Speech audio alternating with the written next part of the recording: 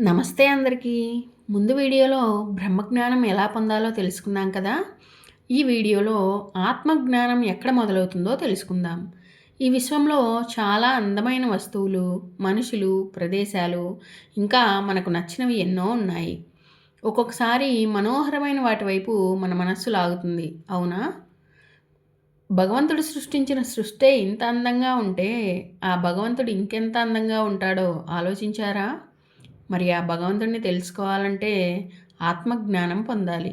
ఆత్మజ్ఞానం మనోనిగ్రహంతో మొదలవుతుంది. మీరెప్పుడైనా గుర్రబండిని చూసారా? రథసారథి పగ్గాలను గట్టిగా పట్టుకున్నప్పుడు మాత్రమే అవి సరైన దారిలో నడిచి గమ్యస్థానాన్ని చేరుకుంటాయి. అలా కాక గుర్రాలు తమకు నచ్చినట్లుగా ప్రయాణిస్తే అవి గమ్యాన్ని చేరుకుంటాయా? కామెంట్ చేయండి. అలాగే మన శరీరం కూడా ఒక రథం లాంటిది. బుద్ధి రథసారథి, ఇంద్రియాలు గుర్రాలు. గుర్రముల పగ్గాలను రథసారథి గట్టిగా పట్టుకున్నప్పుడు మాత్రమే గుర్రాలు సరిగా ప్రయాణించి గమ్యస్థానాన్ని చేరుతాయి. అలా కాకుండా సారథికి గుర్రాలపై అదుపు తప్పిందనుకోండి, వాటి ఇష్టం వచ్చినట్లు ప్రయాణించి గమ్యస్థానాన్ని చేరలేవు. బుద్ధితో ఇంద్రియాలను అదుపు చేయగలవారు మాత్రమే ఆధ్యాత్మికంగా ముందుకు పోగలరు. ఇంద్రియాలకు వశలైపోయిన వారు ఆ కోరికలను తీర్చుకోవడానికి బుద్ధిని కూడా ఉపయోగిస్తారు.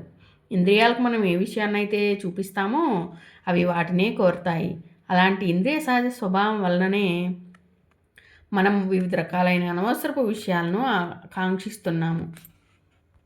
ఆ కోరికలను బుద్ధితో ఆలోచించి అరికట్టినప్పుడే మన కాలాన్ని ఆధ్యాత్మికంగా ఉపయోగించుకోగలుగుతాము. అలా కానప్పుడు ఇంద్రియ వాంఛలను తీర్చుకోవడానికే ఈ జీవితం సరిపోతుంది. ఇంకా భగవంతుడి గురించి ఆలోచించేది ఎప్పుడు? మన ఇంద్రియములు ఎప్పుడూ బయట ప్రపంచాన్ని చూడటానికి అలవాటు పడిపోయాయి. వాటి దృష్టిని బాహ్య విషయాలపై కాక మన లోపల గల ఆత్మను చూచుటకు ప్రయత్నించాలి. చెడ్డదారుల నుండి మన బుద్ధిని మరల్చలేక మనస్సును నియంత్రించలేనప్పుడు జ్ఞానం వలన కూడా ఆత్మ సాక్షాత్కారాన్ని పొందలేము.